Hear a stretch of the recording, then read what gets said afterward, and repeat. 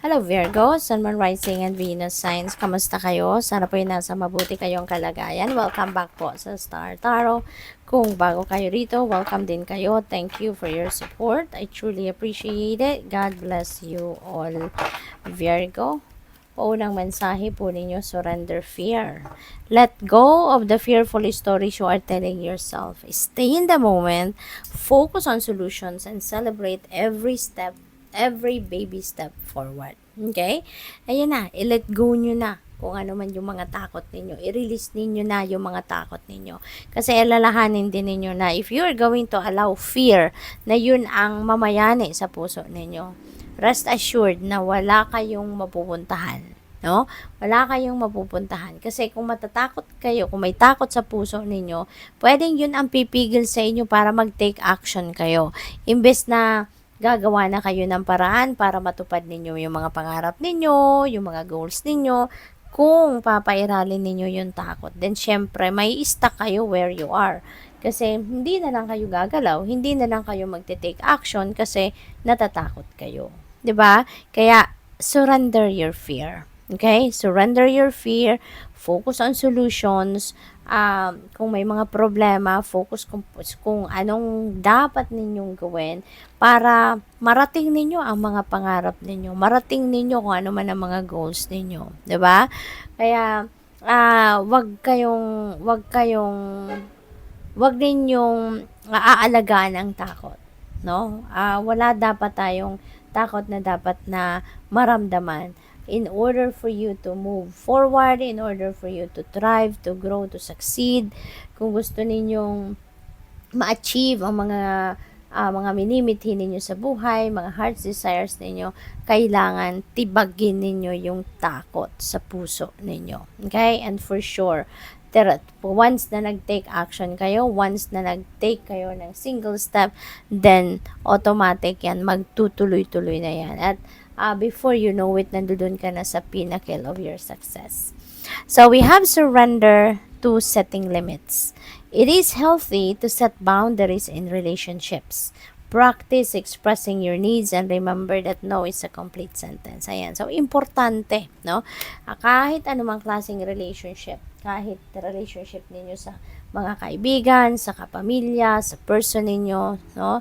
Sa ka-love life ninyo, kailangan, no, importante na meron tayong boundaries, healthy boundaries, para alam natin, no, kung hanggang saan lang ang mga limits natin, hanggang saan lang ang dapat, hanggang kung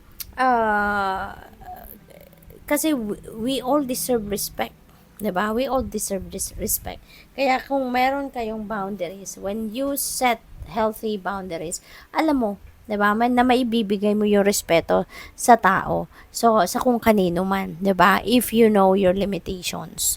So, what else? Tingnan natin kung ano pa ang mga mensahe para sa iyo.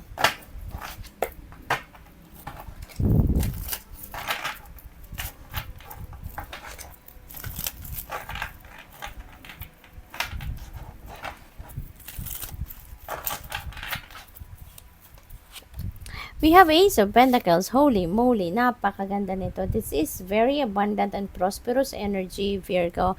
So, napakagandang pagkakataon nito na binibigay sa iyo ng universe. Napakalaki ng pentacle na binibigay sa iyo, ino-offer sa iyo, and this is the kamay ng divine universe. So, may ino-offer sa iyo. This is divine blessing, no? Pwede na ang iba sa inyo rito makaka-receive ng pera, cold cash, pwedeng ganon.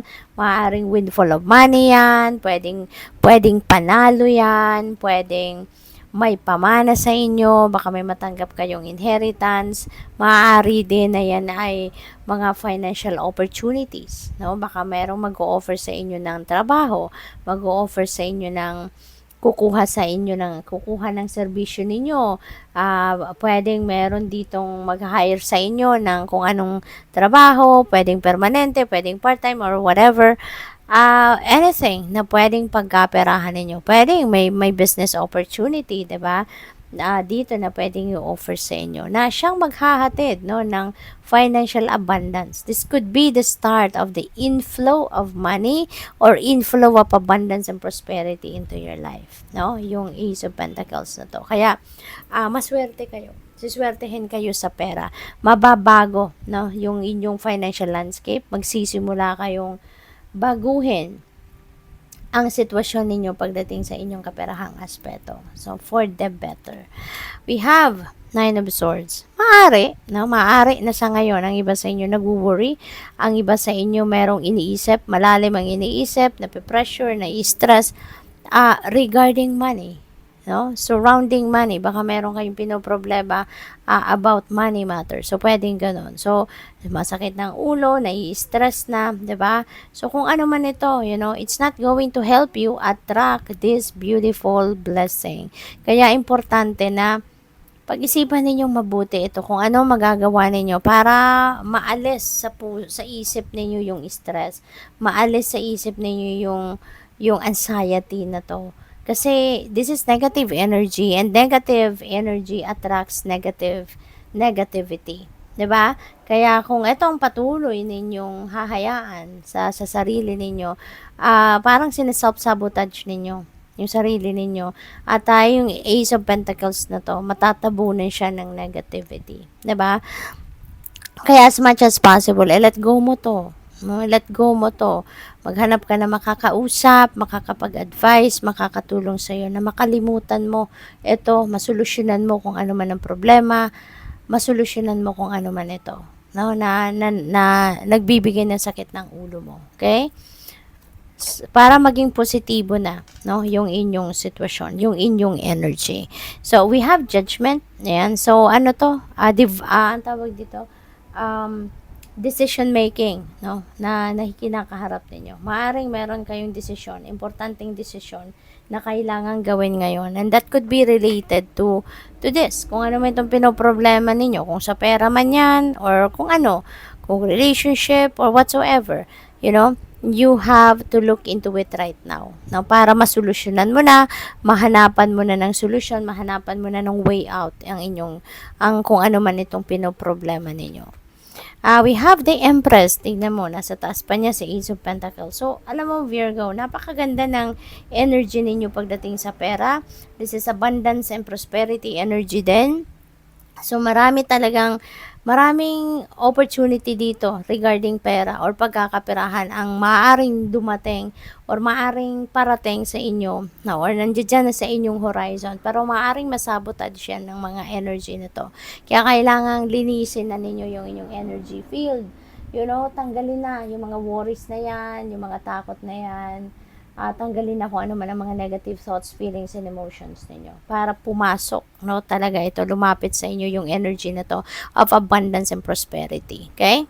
So, what else? We have 8 of Pentacles. Ayan. So, masipag naman kayo, 'di ba? Masipag kayo, matyaga kayo, very diligent kayo. Kaya pwedeng baka may problema kayo sa trabaho, no? Baka yung anxiety na to could be linked sa trabaho. Baka meron ditong nangiintriga sa iyo sa trabaho, or baka merong naninira sa inyo sa trabaho, yung mga ganon. Baka yun ang nakakaapekto sa iyo, no? So, deadma ka na lang as much as possible sa mga ganong sitwasyon, diba? Don't exert effort on those negativity kasi it's not going to help you, no? It will not help you to get rich. It will not help you to get promotion, or 'di ba? Hindi ninyo pagkakaperahan 'yon. 'Di ba? Kaya focus na lang kayo sa kung ano ang positibo. All right? Para mag-attract kayo ng mga ganitong energy, no? Mas maging yayamanin kayo, mag-attract kayo ng maraming financial blessings and financial opportunities, 'di ba? Dito rin baka mayroong promotion dito na pwedeng ibigay sa iyo. Baka mayroon din ditong pay raise or bonus na matanggap kayo, no? So, what else? We have, Nine of Pentacles is also abundance and prosperity energy, Virgo. So, ang dami, no? 3 na sila. Pwede rin ito, no? Na pagkakaperahan ninyo. Kaya, positive mindset na, ha, Virgo. attract these positive energies na to. Kalimutan mo muna yung mga anxiety na yan, yung stress na yan, kung ano man ang dahilan ng pinagkaka-stressan ninyo, hanapan nyo na yan ng solusyon, hanapan mo na ng way out, wag mo nang isipin yan, mag-positive mindset ka because this is also financial blessings, financial abundance and prosperity coming your way. Ito na yung bunga naman ng inyong pagsisikap. Okay? Ito na yung fruit of your labor at magiging ano ka na rito, magiging financially stable ka na, magiging financially free and financially comfortable, no? So, good luck. Thank you for watching. Love and light. Namaste.